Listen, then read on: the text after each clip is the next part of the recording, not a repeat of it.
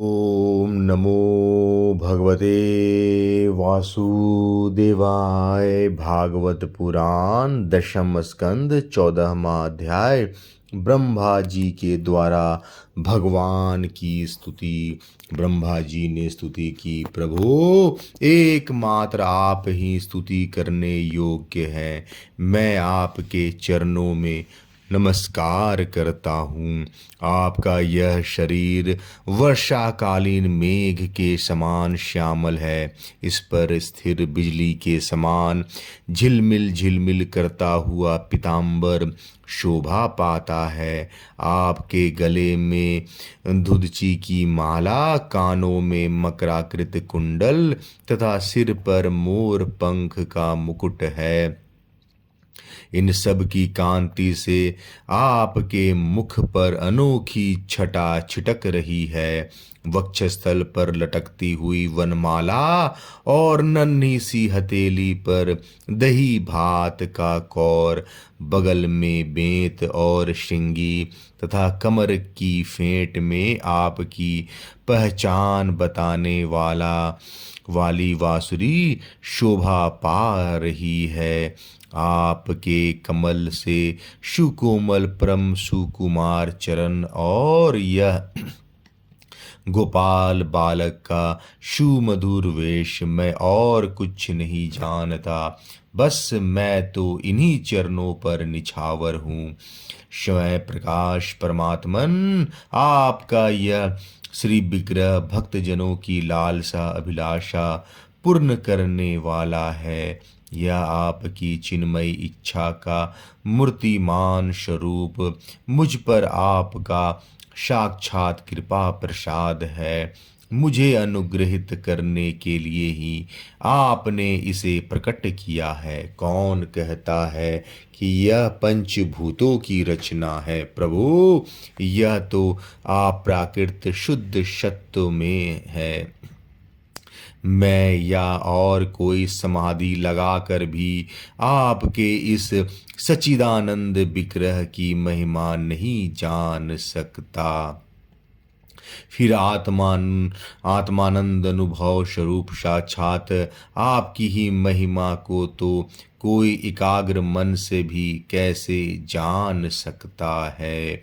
प्रभु, जो लोग ज्ञान के लिए प्रयत्न न करके अपने स्थान में ही स्थित रहकर केवल सत्संग करते हैं और आपके प्रेमी संत पुरुषों के द्वारा गाई हुई आपकी लीला कथा का जो उन लोगों के पास रहने से अपने आप सुनने को मिलती है, शरीर वाणी और मन से विनयावनत होकर सेवन करते हैं, यहाँ तक कि उसे ही अपना जीवन बना लेते हैं, उसके बिना जी ही नहीं सकते। प्रभु, यद्यपि आप पर त्रिलोकी की कोई कभी विजय नहीं प्राप्त कर सकता, फिर भी वे आप पर विजय प्राप्त कर लेते हैं।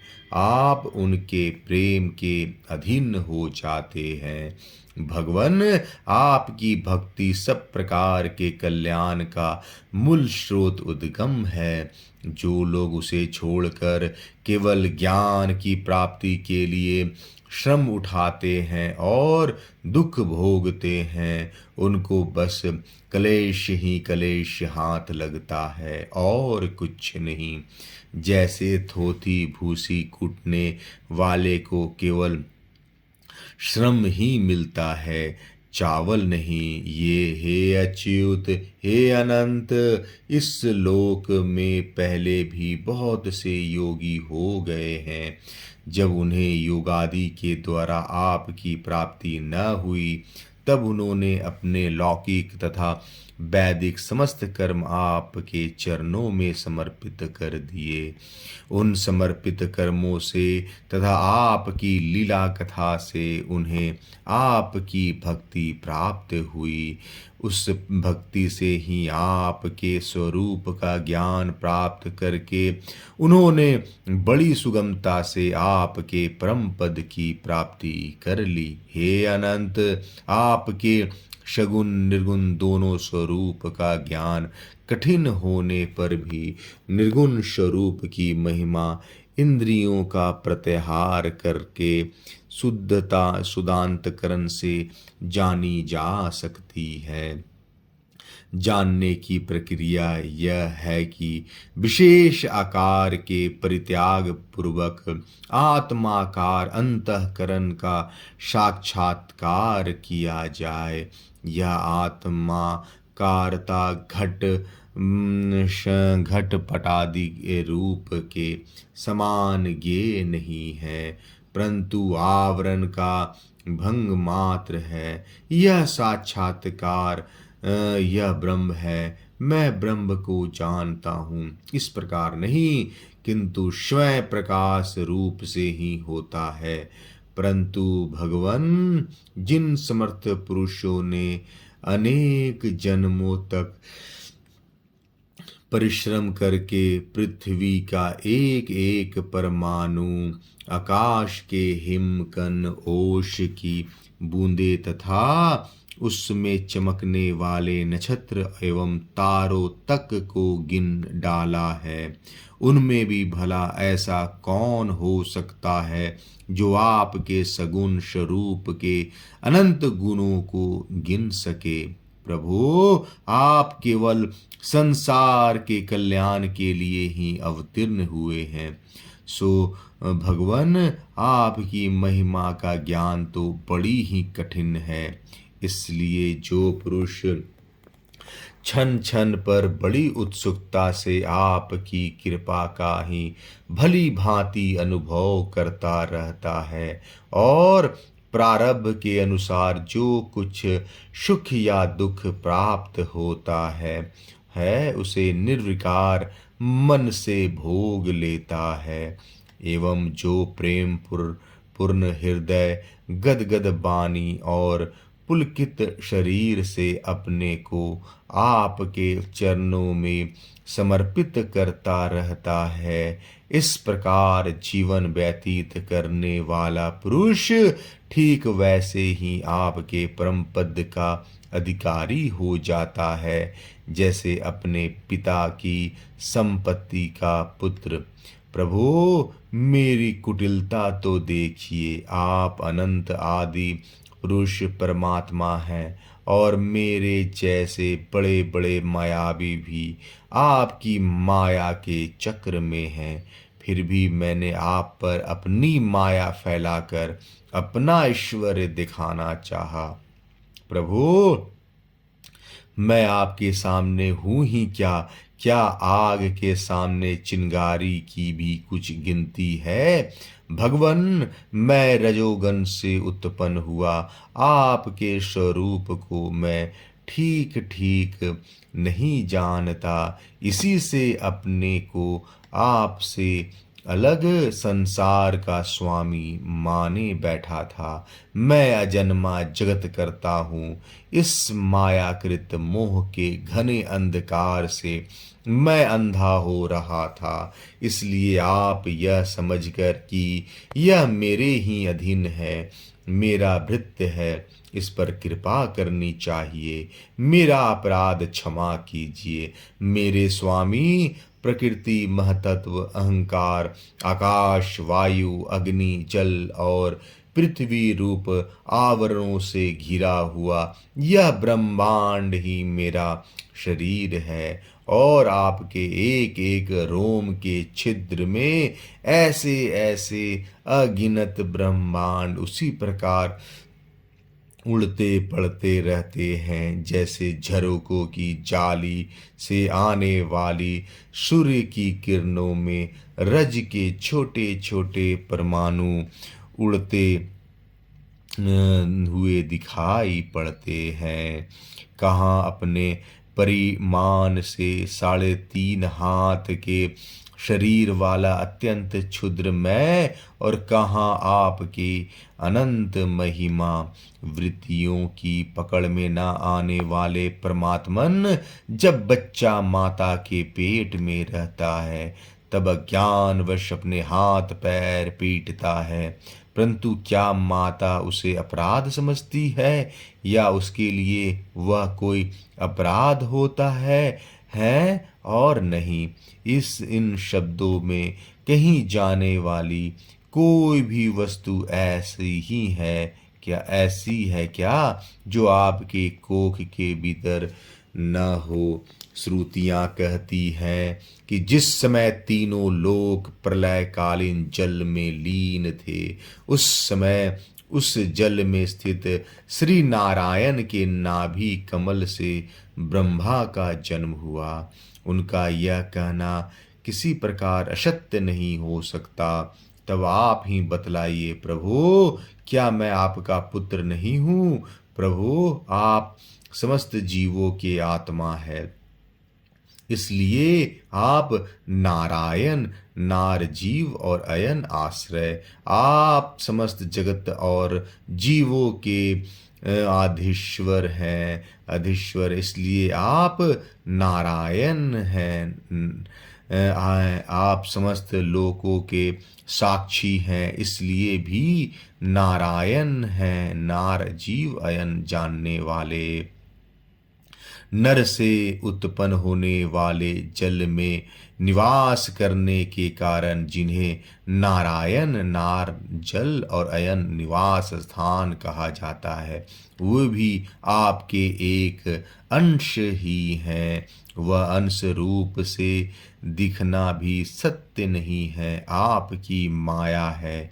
भगवान, यदि आपका वह विराट स्वरूप सचमुच उस समय जल में ही था तो मैंने उसी समय उसे क्यों नहीं देखा, जबकि मैं कमल नाल के मार्ग से उसे 100 वर्ष तक जल में ढूंढता रहा। फिर मैंने जब तपस्या की तब उसी समय मेरे हृदय में उसका दर्शन कैसे हो गया और फिर कुछ ही क्षणों में वह पुनः क्यों नहीं दिखा, अंतर्धान क्यों हो गया।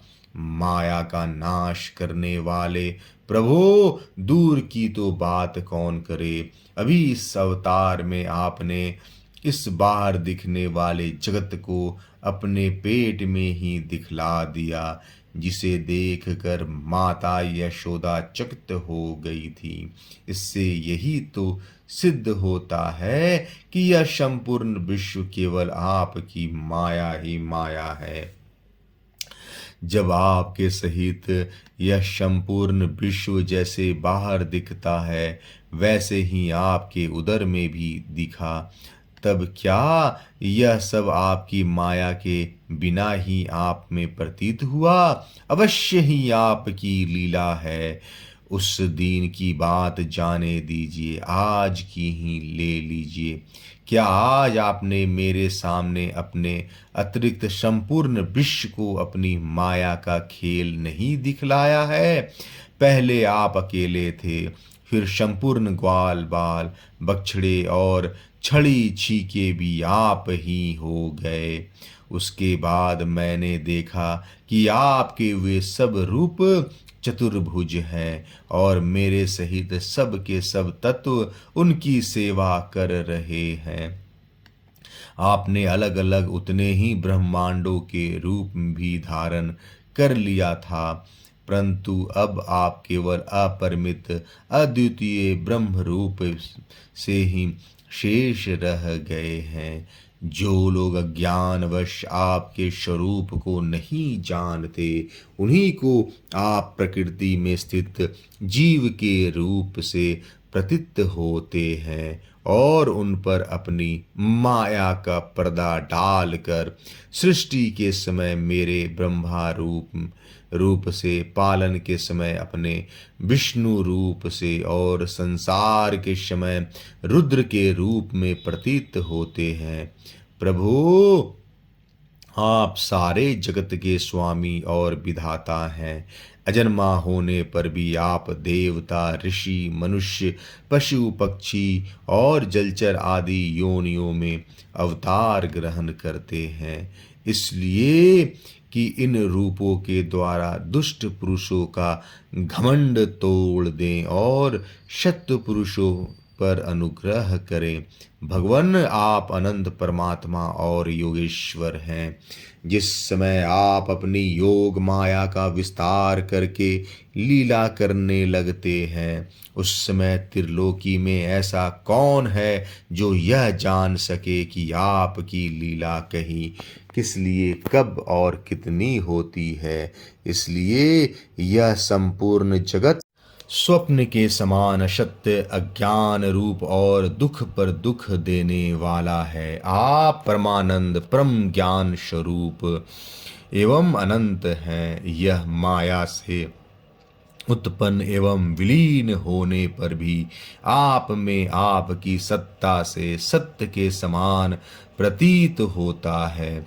प्रभु, आप ही एकमात्र सत्य हैं, क्योंकि आप सबके आत्मा जो हैं, आप पुराण पुरुष होने के कारण समस्त जन्मादि विकारों से रहित हैं। आप स्वयं प्रकाश हैं, इसलिए देश, काल और वस्तु जो पर प्रकाश है किसी प्रकार आपको स्मित नहीं कर सकते। आप उनके भी आदि प्रकाशक हैं। आप अविनाशी होने के कारण नित्य हैं। आपका आनंद अखंडित है। आप में न तो किसी प्रकार का मल है और न अभाव। आप पूर्ण एक हैं। समस्त आप उपाधियों से मुक्त होने के कारण आप अमृत स्वरूप हैं। आपका यह ऐसा स्वरूप समस्त जीवों का ही अपना स्वरूप है।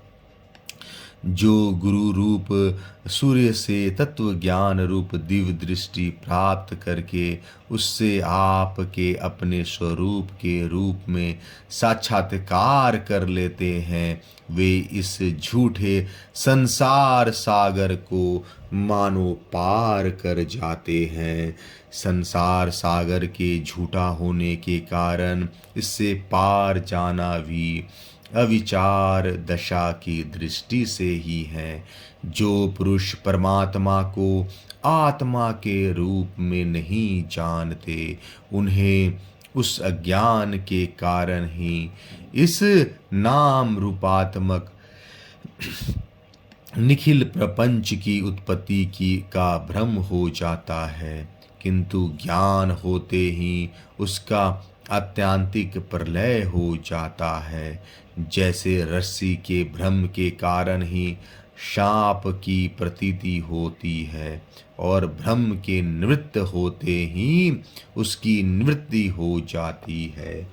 संसार संबंधी बंधन और उससे मोक्ष, ये दोनों ही नाम अज्ञान से कल्पित है। वास्तव में ये अज्ञान के ही दो नाम हैं। ये सत्य और ज्ञान स्वरूप परमात्मा से भिन्न अस्तित्व नहीं रखते। जैसे सूर्य में दिन और रात का भेद नहीं है, वैसे ही विचार करने पर अखंड चित्त स्वरूप केवल शुद्ध आत्म तत्व में न बंधन है और न मोक्ष। भगवान, कितने आश्चर्य की बात है कि आप हैं अपने आत्मा, पर लोग आपको पराया जान मानते हैं और शरीर आदि है पराये, किंतु उनको आत्मा मान बैठते हैं और इसके बाद आपको कहीं अलग ढूंढने लगते हैं। भला ज्ञानी जीव का यह कितना बड़ा ज्ञान है। हे अनंत, आप तो सबके अंतःकरण में ही विराजमान हैं, इसलिए संत लोग आपके अतिरिक्त जो कुछ प्रतीत हो रहा है उसका परित्याग करते हुए अपने भीतर ही आपको ढूंढते हैं, क्योंकि यद्यपि रस्सी में सांप नहीं है, फिर भी उस प्रतीत प्रतीयमान शाप को मिथ्या निश्चय किए बिना भला कोई सत्य सच्ची रस्सी को कैसे जान सकता है। अपने भक्तजनों के हृदय में स्वयं स्फुरित होने वाले भगवान आपके ज्ञान का स्वरूप और महिमा ऐसे ही है। उससे अज्ञान कल्पित जगत का नाश हो जाता है।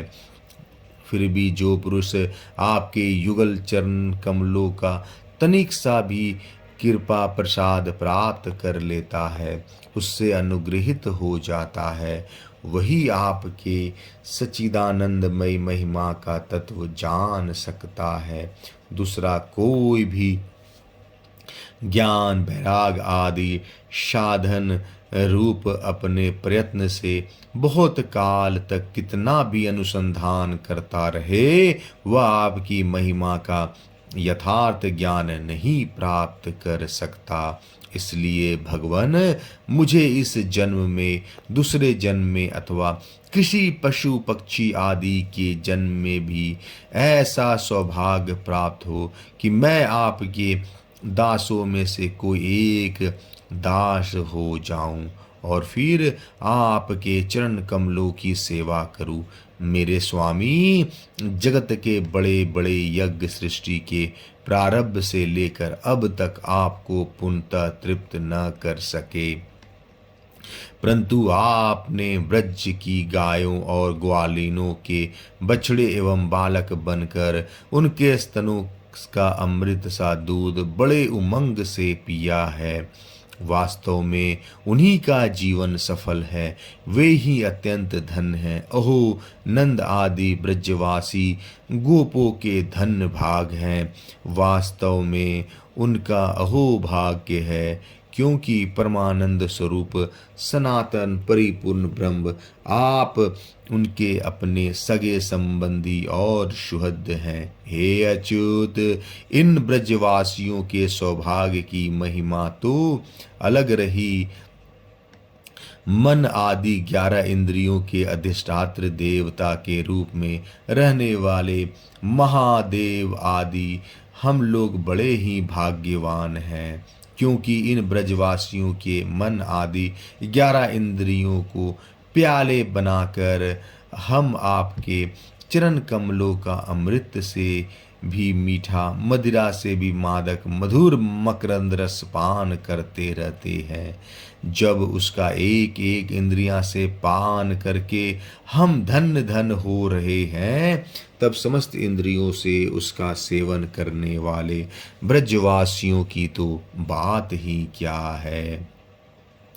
प्रभु, इस ब्रज भूमि के किसी वन में और विशेष करके गोकुल में किसी भी योनि में जन्म हो जाए, यही हमारे लिए बड़े सौभाग्य की बात होगी, क्योंकि यहाँ जन्म हो जाने पर आपके किसी न किसी प्रेमी के चरणों की धूलि अपने ऊपर पड़ ही जाएगी।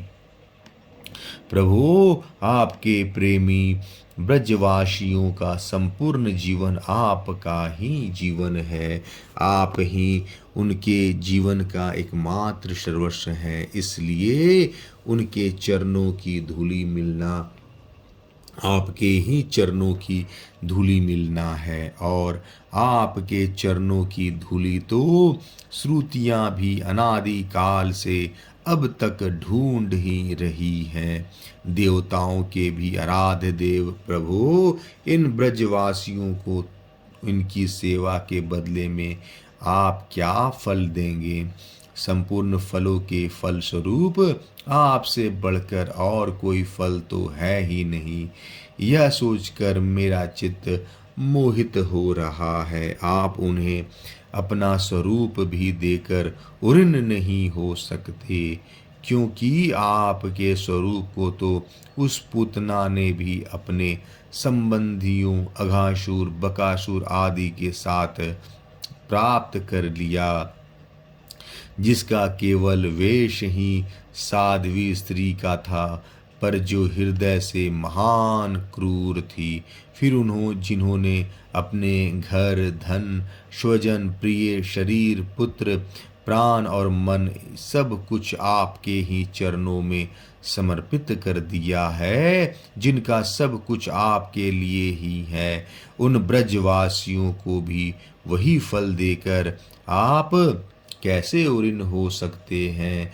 सच्चिदानंद स्वरूप श्याम सुंदर तभी तक राग द्वेष आदि दोष चोरों के समान सर्वस्व अपहरण करते रहते हैं, तभी तक घर है और उसके संबंधी कैद की तरह संबंध के बंधनों में बांध रखते हैं, और तभी तक मोह पैर की बेड़ियां की तरह जकड़े रखता है, जब तक जीव आपका नहीं हो जाता। प्रभु, आप विश्व के बखेड़े से सर्वथा रहित हैं, फिर भी अपने शरणागत भक्त जनों को अनंत आनंद वितरण करने के लिए पृथ्वी में अवतार लेकर विश्व के समान ही लीला विलास का विस्तार करते हैं। मेरे स्वामी, बहुत कहने की आवश्यकता नहीं है। जो लोग आपकी महिमा जानते हैं वे जानते रहें। मेरे मन, वाणी और शरीर तो आपकी महिमा जानने में सर्वथा असमर्थ है। सच्चिदानंद स्वरूप श्री कृष्ण आप सबके साक्षी हैं, इसलिए आप सब कुछ जानते हैं। आप समस्त जगत के स्वामी हैं। यह संपूर्ण प्रपंच आप में ही स्थित है। आपसे मैं और क्या कहूँ। अब आप मुझे स्वीकार कीजिए, मुझे अपने लोक में जाने की आज्ञा दीजिए। सबके मन प्राण को अपनी रूप माधुरी से आकर्षित करने वाले श्याम सुंदर आप यदुवंश रूप कमल को विकसित करने वाले सूर्य हैं। प्रभु, पृथ्वी, देवता, ब्राह्मण और पशु रूप समुद्र की अभिवृद्धि करने वाले चंद्रमा भी आप ही हैं। आप पाखंडियों के धर्म रूप रात्रि का घोर अंधकार नष्ट करने के लिए सूर्य और चंद्रमा दोनों के ही समान हैं। पृथ्वी पर रहने वाले राक्षसों के नष्ट करने वाले आप चंद्रमा, सूर्य आदि समस्त देवताओं के भी परम पूजनीय हैं। भगवान, मैं अपने जीवन भर महाकल्प पर्यंत आपको नमस्कार ही करता रहूं। श्री सुखदेव जी कहते हैं, परीक्षित, संसार के रचयिता ब्रह्मा जी ने इस प्रकार भगवान श्री कृष्ण की स्तुति की। इसके बाद उन्होंने 3 बार परिक्रमा करके उनके चरणों में प्रणाम किया और फिर अपने गंतव्य स्थान सत्यलोक में चले गए। ब्रह्मा जी ने बछड़ों और ग्वाल बालों को पहले ही यथास्थान पहुंचा दिया था। भगवान श्री कृष्ण ने ब्रह्मा जी को विदा कर दिया और बछड़ों को लेकर यमुना जी के पुलिन पर आए, जहां वे अपने सखा ग्वाल बालों को पहले छोड़ गए थे। परीक्षित, अपने जीवन सर्वस्व प्राण वल्लभ श्री कृष्ण के वियोग में यद्यपि 1 वर्ष बीत गया था, तथापि उन ग्वाल बालों को वह समय आधे क्षण के समान जान पड़ा। क्यों न हो, वे भगवान की विश्व विमोहिनी योग माया से मोहित जो हो गए थे। जगत के सभी जीव उसी माया से मोहित होकर शास्त्र और आचार्यों के बार बार समझाने पर भी अपने आत्मा को निरंतर भूले हुए हैं। वास्तव में उस माया की ऐसी शक्ति है, भला उससे मोहित होकर जीव यहाँ क्या क्या नहीं भूल जाते हैं। परीक्षित, भगवान श्री कृष्ण को देखते ही ग्वाल बालों की बड़ी उतावली से कहा, भाई तुम भले आए, स्वागत है स्वागत है। अभी तो हमने तुम्हारे बिना एक कौर भी नहीं खाया। आओ, इधर आओ, आनंद से भोजन करो। तब हंसते हुए भगवान ने ग्वाल बालों के साथ भोजन किया। और उन्हें अघासुर के शरीर का ढांचा दिखाते हुए वन से ब्रज में लौट आए। श्री कृष्ण के सिर पर मोर पंख का मनोहर मुकुट और घुंघराले बालों में सुंदर सुंदर मह मह महकते हुए पुष्प गुथ रहे थे। नई नई रंगीन धातुओं से श्याम शरीर पर चित्रकारी की हुई थी। वे चलते समय रास्ते में उच्च स्वर में कभी बांसुरी, कभी पत्ते और कभी सिंगी बजाकर वादोत्सव में मग्न हो रहे हैं। पीछे पीछे ग्वाल बाल उनकी लोक पावन कीर्ति का गान करते जा रहे हैं। कभी वे नाम ले लेकर अपने बछड़ों को पुकारते, तो कभी उनके साथ लाड लडाने लगते। मार्ग के दोनों ओर गोपियां खड़ी हैं। जब वे कभी तिरछी नेत्रों से उनकी नजर मिला देते हैं, तब गोपियां आनंद मुग्ध हो जाती हैं। इस प्रकार भगवान श्री कृष्ण ने गोष्ठ में प्रवेश किया। परीक्षित, उसी दिन बालकों ने ब्रज में जाकर कहा कि आज यशोदा मैया के लाडले नंद नंदन में वन में एक बड़ा भारी अजगर मार डाला है और उससे हम लोगों की रक्षा की है। राजा परीक्षित ने कहा, ब्राह्मण, ब्रजवासियों के लिए श्री कृष्ण अपने पुत्र नहीं थे, दूसरे पुत्र थे। फिर उनका श्री कृष्ण के प्रति इतना प्रेम कैसे हुआ? ऐसा प्रेम तो उनका अपने बालकों पर भी पहले कभी नहीं हुआ था। आज कृपा करके बतलाइए, इसका क्या कारण है?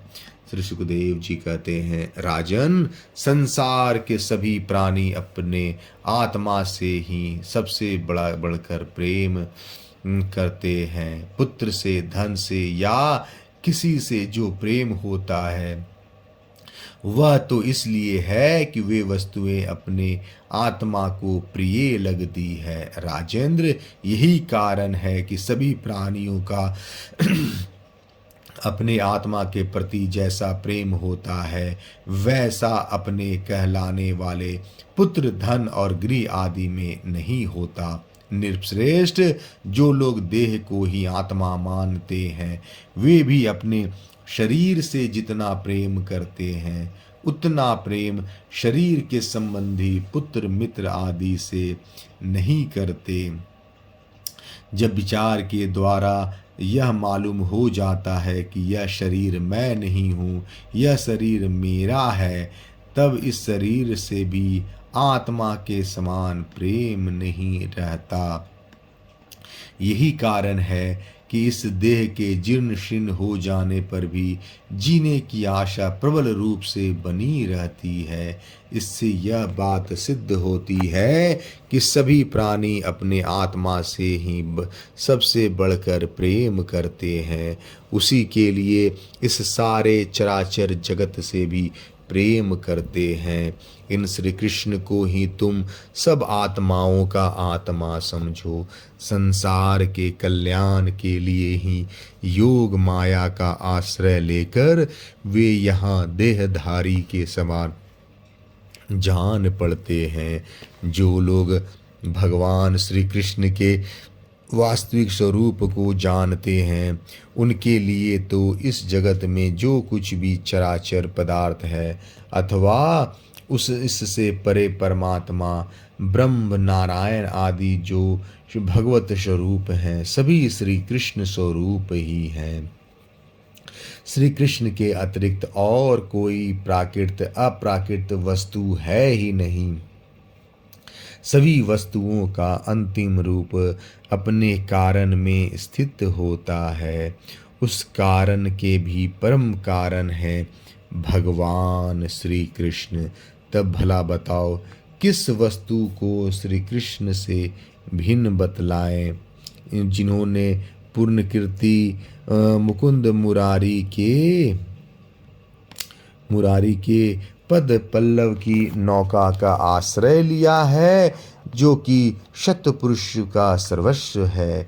उनके लिए यह भव सागर बछड़ों के खुर के गड्ढे के समान है। उन्हें परम पद की प्राप्ति हो जाती है और उनके लिए विपत्तियों का निवास स्थान यह संसार नहीं रहता। परीक्षित, तुमने मुझसे पूछा था कि भगवान के 5वें वर्ष की लीला ग्वाल बालों ने 6ठे वर्ष में कैसे कही। उसका सारा रहस्य मैंने तुम्हें बतला दिया।